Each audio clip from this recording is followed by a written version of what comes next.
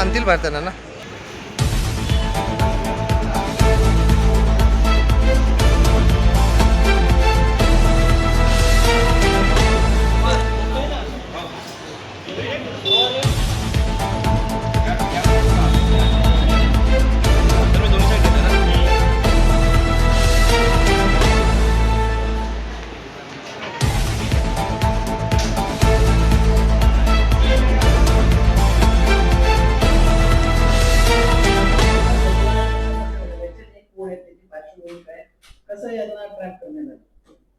Achole police ठाण्याच्या हद्दीतली घटना आहे.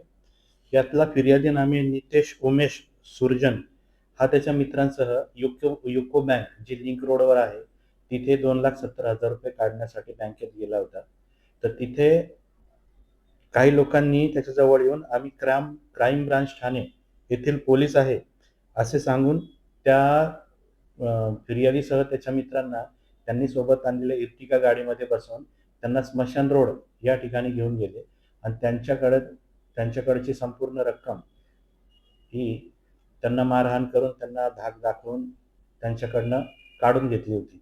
सदरच्या प्रकारावरनं आचोळे पोलीस ठाणे येथे दरोड्याचा गुन्हा दाखल करण्यात आला होता आणि त्याचा गुन्हा रजिस्टर नंबर 117/2026 BNS चे कलम 310(2)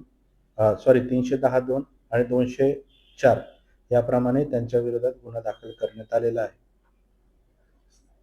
यांच्याकडून काय काय जप्त करण्यात आलं आणि हे कसं लुटायचे, काय करायचे? सदरचा गुन्हा दाखल झाल्यावर हा प्रकार गंभीर असल्याने तात्काळ आम्ही वरिष्ठांच्या मार्गदर्शनाच्या प्रमाणे आपल्या DB टीमला आदेश दिला होता.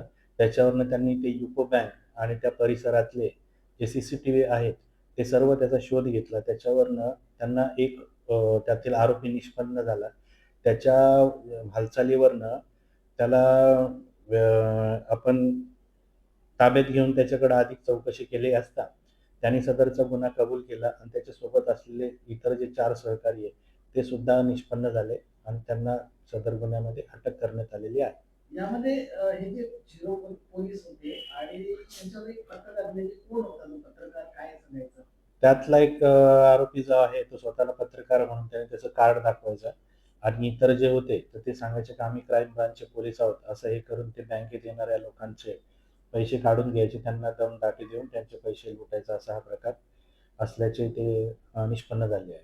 लोकांना काय आवाहन करायचं?